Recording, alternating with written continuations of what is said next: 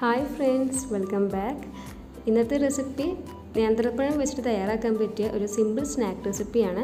അപ്പോൾ എങ്ങനെയാണിത് തയ്യാറാക്കുന്നതെന്ന് നോക്കാം. വീഡിയോയിലേക്ക് കടക്കുന്നതിന് മുമ്പായിട്ട് ഈ വീഡിയോ നിങ്ങൾ ചാനൽ സബ്സ്ക്രൈബ് ചെയ്യാതെയാണ് കാണുന്നുണ്ടെങ്കിൽ പ്ലീസ് സബ്സ്ക്രൈബ്. ഒപ്പം തൊട്ടടുത്ത് കാണുന്ന ബെല്ലൈക്കൻ ഇനാബിൾ ചെയ്തിട്ട് ഓൾ എന്ന ഓപ്ഷൻ സെലക്ട് ചെയ്താൽ ഞങ്ങൾ അപ്ലോഡ് ചെയ്യുന്ന പുതിയ വീഡിയോസിൻ്റെ നോട്ടിഫിക്കേഷൻ നിങ്ങൾക്ക് കിട്ടുന്നതായിരിക്കും. റെസിപ്പിയിലേക്ക് കിടക്കാം. അപ്പോൾ ഇതിന് വേണ്ടിയിട്ട് ഫസ്റ്റ് ഒരു പാൻ ചൂടാക്കുക. പാൻ ചൂടായി തുടങ്ങുമ്പോൾ അതിലേക്ക് 1.5 ടേബിൾ സ്പൂൺ ഗീ ആഡ് ചെയ്ത് കൊടുക്കാം. ഗീക്ക് പകരം നിങ്ങൾക്ക് ബട്ടറും യൂസ് ചെയ്യാം. ഇനി ഇതൊന്ന് ചൂടായി തുടങ്ങുമ്പോൾ നമുക്കിതിലേക്ക് ഒരു 8-10 കാഷ്നട്ട് ജസ്റ്റ് ഒന്ന് റഫായിട്ട് ചോപ്പ് ചെയ്തെടുത്തിട്ടുള്ളതാണ്. ഇതൊന്ന് ചേർത്ത് കൊടുക്കാം. നിങ്ങൾക്ക് കാഷ്നട്ടിന് പകരം നിങ്ങൾക്ക് ഇഷ്ടപ്പെട്ട നട്ട്സ് ഏതാ വെച്ചാൽ അതെടുക്കാം. ഇനി അതെല്ലാം മിക്സഡ് നട്ട്സ് ആയിട്ടാണെന്നുണ്ടെങ്കിൽ അങ്ങനെ ആഡ് ചെയ്ത് കൊടുക്കാം. അതൊക്കെ നിങ്ങളുടെ ചോയ്സാണ്. ഇനി നട്ട്സ് ഇല്ലെങ്കിലും ഈ ഒരു റെസിപ്പിയിൽ കുഴപ്പമില്ല. ജസ്റ്റ് ഒരു ക്രഞ്ചിനെസ്സിന് വേണ്ടിയിട്ട് മാത്രമാണ് ഇത് ആഡ് ചെയ്ത് കൊടുക്കുന്നത്. ഇനി ഇത് ആഡ് ചെയ്ത് ജസ്റ്റ് ഒന്ന് ഈ നെയ്യിൽ ഒരു ഗോൾഡൻ ബ്രൗൺ കളറിലൊന്ന് വറുത്ത് കോരിയിട്ട് ഒരു സൈഡിലേക്ക് ഇത് മാറ്റി വെക്കാം. നെക്സ്റ്റ് നമുക്കിതിലേക്ക് ആവശ്യം നേന്ത്രപ്പഴമാണ്. അപ്പോൾ അതിന് വേണ്ടിയിട്ട് ഈ ഒരു സൈസിലുള്ള 2 നേന്ത്രപ്പഴമാണ് എടുത്തിട്ടുള്ളത്. അത്യാവശ്യം പഴുത്തിട്ടുള്ള പഴമാണിത്. ഇനി ഇത് നമുക്ക് ചെറിയ സൈസിലൊന്ന് കട്ട് ചെയ്തെടുക്കാം. അങ്ങനെ പഴത്തിന് ഇതുപോലെ ചെറിയ സൈസിൽ കട്ട് ചെയ്തെടുത്തിട്ടുണ്ട്. അപ്പോൾ ഇതുപോലെ ചെറുതായിട്ട് കട്ട് ചെയ്തെടുക്കുമ്പോൾ നമുക്കിത് നെയ്യിലിട്ട് വഴറ്റുമ്പോൾ വളരെ ഈസി ആയിട്ട് തന്നെ ഉടച്ചെടുക്കാൻ പറ്റും.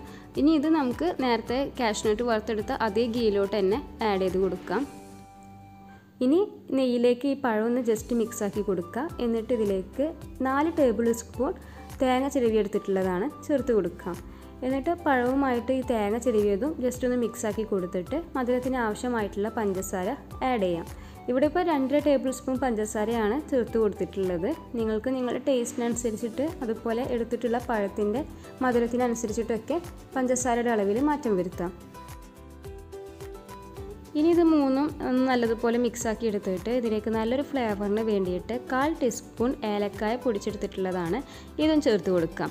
എന്നിട്ട് അതും മിക്സാക്കി ഈ ഒരു നെയ്യിലിട്ടിട്ട് ഇതെല്ലാം നല്ലതുപോലെ ഒന്ന് വഴറ്റിയെടുക്കണം. അപ്പോൾ ചേർത്ത് കൊടുത്തിട്ടുള്ള പഴം ഒന്ന് ഉടഞ്ഞു വരാൻ വേണ്ടിയിട്ട് ഇടയ്ക്കൊന്ന് ഇതുപോലെ സ്പാച്ചുല യൂസ് ചെയ്തിട്ട് ജസ്റ്റ് ഒന്ന് മാഷ് ചെയ്ത് കൊടുക്കുക. അപ്പോൾ ലാസ്റ്റ് നമുക്ക് ഇതൊന്ന് ബോൾസാക്കി എടുക്കാൻ വേണ്ടിയിട്ടാണ് ഇതുപോലെ ഒന്ന് മാഷ് ചെയ്ത് കൊടുക്കുന്നത്.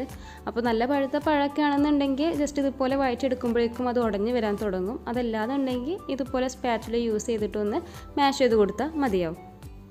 അങ്ങനെ ഇവിടെ ഇപ്പോൾ പഴമൊക്കെ നല്ലതുപോലെ ഒന്ന് വഴന്ന് ഉടഞ്ഞു വരാൻ തുടങ്ങിയിട്ടുണ്ട്.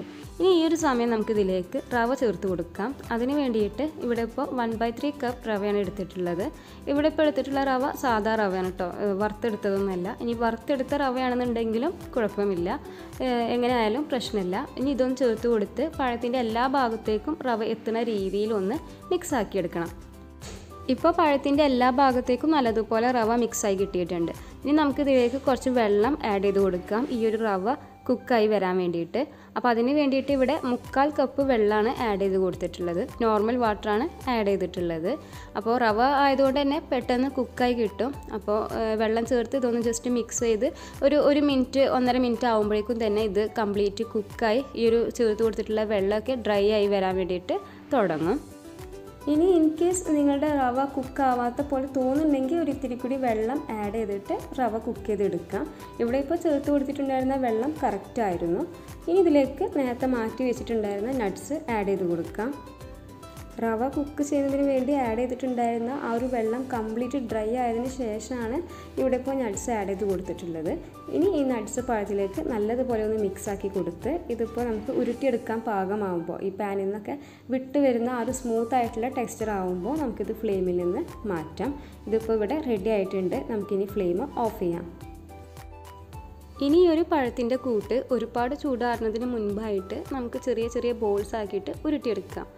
അപ്പോൾ ഈ ഒരു ബോൾസ് ഇതുപോലെ തന്നെ നമുക്ക് സെർവ് ചെയ്യാം. പക്ഷേ ഇവിടെ കുറച്ച് കാണാൻ ഭംഗിക്ക് വേണ്ടി മാത്രം തേങ്ങയിലൊന്ന് കോട്ട് ചെയ്തെടുക്കുന്നുണ്ട്. ഇനി നിങ്ങൾക്ക് തേങ്ങയിലല്ലാന്നുണ്ടെങ്കിൽ പകരം പിസ്ത പൗഡറിലോ അതല്ലെങ്കിൽ വെള്ള എള്ളിലോ എങ്ങനെയാ വെച്ചാൽ നിങ്ങളുടെ താല്പര്യം പോലെ ജസ്റ്റ് ഒന്ന് കോട്ട് ചെയ്തെടുക്കാം.